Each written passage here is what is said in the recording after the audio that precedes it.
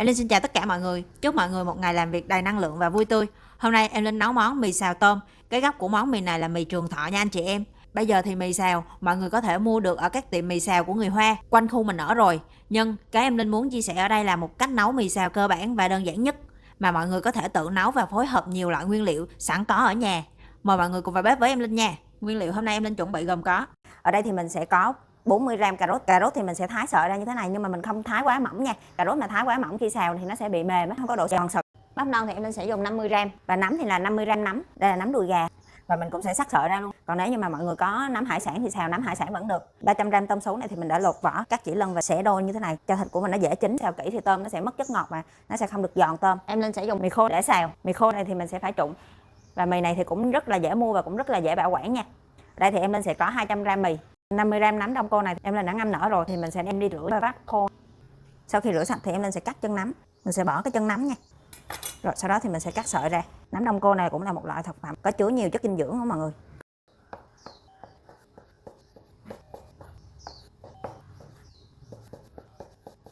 Nấm đông cô thì mình sẽ cho qua đây là tí nữa xào. Còn đây là cải thìa.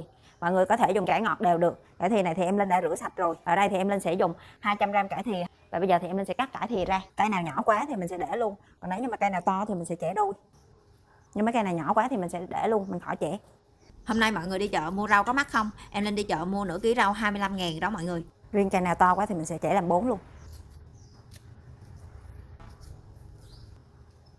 Riêng với mì Trường Thọ này có rất là nhiều cách xào. Hôm nay thì em Linh sẽ xào với tôm. Mọi người có thể thêm mực, thịt bò, thịt heo vẫn được. Nếu xào chay, thay thịt bằng tàu hũ kỳ. Một chút thay đổi mà hương vị của nó rất là khác nha anh chị em. Mọi người thử với topping gì thì comment cho em Linh biết với nha. Phần nguyên liệu thì em Linh đã chuẩn bị xong hết rồi. Bây giờ thì mình sẽ tiến hành pha sốt để xào rau thôi. Bây giờ thì mình sẽ trộn sốt. 1 muỗng canh nước tương, 1 muỗng cà phê đường, 1 muỗng cà phê bột nêm, 2 muỗng canh dầu hào. Nếu mọi người xào chay thì mình sẽ dùng bột nêm chay và dầu hào chay. Đây là kiếp chắc nha mọi người. Đây kiếp chắc thì là cái này. Mình sẽ cho 1/4 muỗng kiếp chắc vào đây. Nếu như mọi người không có kiếp chắc thì mọi người có thể cho thay thế bằng giấm ăn cũng được, hoặc là không cho cũng được luôn. Có kiếp chắc thì sẽ thơm mùi như thảo mộc vậy. Cái này nó sẽ hơi đặc, cái nên mình sẽ cho nước lọc cho nó loãng ra bớt. 2 muỗng canh nước lọc. Sau đó thì mình sẽ khuấy lên.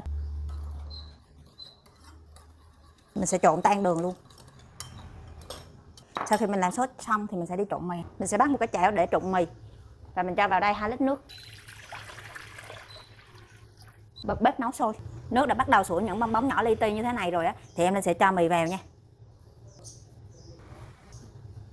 Sau khi cho mì thì mình cứ để yên như vậy để tránh cho mì bị gãy ha. Sau 15 đến 20 giây thì mình dùng đũa để chở mì.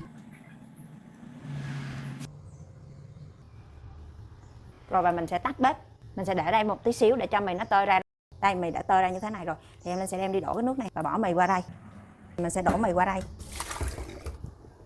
Sau đó thì mình sẽ rửa sơ lại. Mì sau khi rửa xong nếu như mà mình chưa xào tới liền á thì mình bỏ một tí xíu dầu để cho mì nó không bị khô dính lại. Còn nếu như mà mình xào liền thì thôi mình không cần bỏ dầu nha. Mình sẽ bắt một nồi nước sôi để luộc bắp. Sau khi nước sôi thì mình sẽ cho bắp vào luộc. Bắp thì mình không thể xào là nó chín được. Bắp buộc là mình phải luộc trước. Mình sẽ luộc tầm 3 đến 5 phút cho bắp chín. Bắp này của em Linh thì hơi nhỏ nên là em Linh sẽ luộc tầm 3 phút thôi. Cái nước luộc bắp này nó rất là ngọt nên là mình sẽ giữ nước lại để tí nữa mình xào mì. Sau 3 phút được rồi thì mình sẽ gắp bắp ra luôn.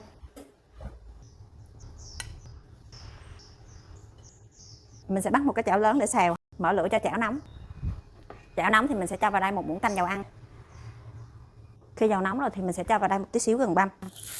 Xào gừng sẽ thơm hơn là xào tỏi hành với cái món mì Trường Thọ này nha mọi người. Gừng thơm thì mình sẽ cho tôm vào.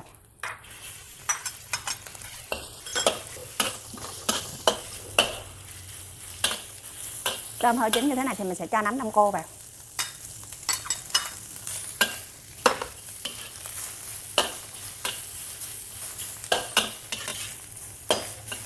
Cho nấm đông cô thì mình sẽ cho 1 muỗng canh sốt vào đây.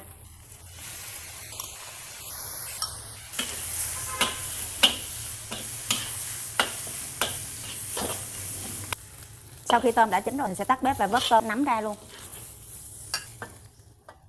Và mình sẽ để chảo như thế này luôn ha. Mình bật bếp lại, mình cũng tiếp tục cho vào đây 1 muỗng canh dầu ăn.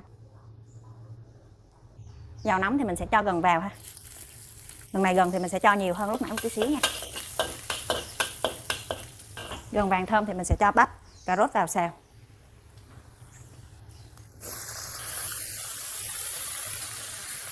Bắp và cà rốt mình xào trước.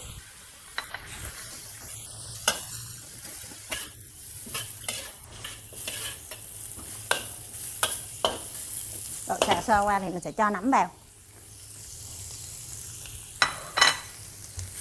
Nấm mình cũng không cần xào quá lâu, nếu mà xào lâu quá thì nấm sẽ ra nước và mất ngon á.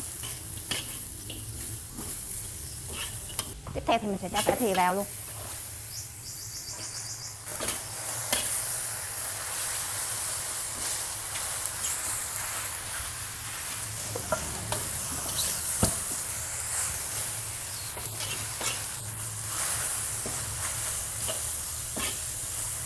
Xào sơ 15 giây thì mình sẽ cho sốt vào luôn nha.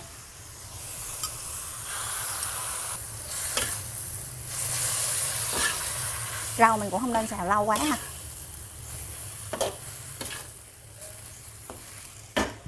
Cho sốt vào rồi thì mình cho 250ml nước luộc bắp vào. Vì là nước nó đã nấu sẵn rồi á, nên nó đã sôi trước rồi. Nước bắt đầu sôi thì mình sẽ cho nước bột năng vào. Nước bột năng ở đây thì mình sẽ pha một muỗng canh bột năng với một tí xíu nước thì mình cho vào luôn.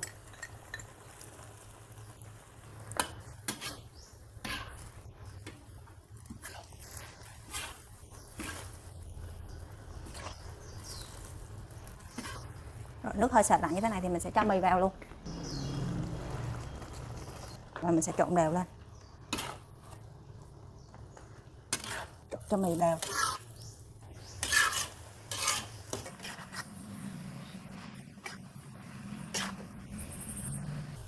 Đã được rồi thì mình tắt bếp luôn ha, mình xào sơ lại cho nó đều mì là được. Mình sẽ cho ra dĩa luôn. Cho ra dĩa thì mình mới cho cái phần tôm vào. Mình sẽ cho tôm và cho nấm đông cô lên. Với món mì trường thọ này thì mình sẽ cho vào đây một ít nước tương để ăn chung. Nếu như mọi người thấy nhạt thì mọi người có thể ăn thêm nước tương nha. Giấm tiêu. Và một chút ớt sa tế đặc biệt. Món này ngon, đáng để trải nghiệm thay đổi bữa ăn cho gia đình nha anh chị em. Mì mềm, rau củ giòn ngọt, anh chị em mình lưu và chia sẻ nấu cho cả nhà. Cảm ơn mọi người đã xem video. Hẹn gặp lại mọi người ở những video tiếp theo.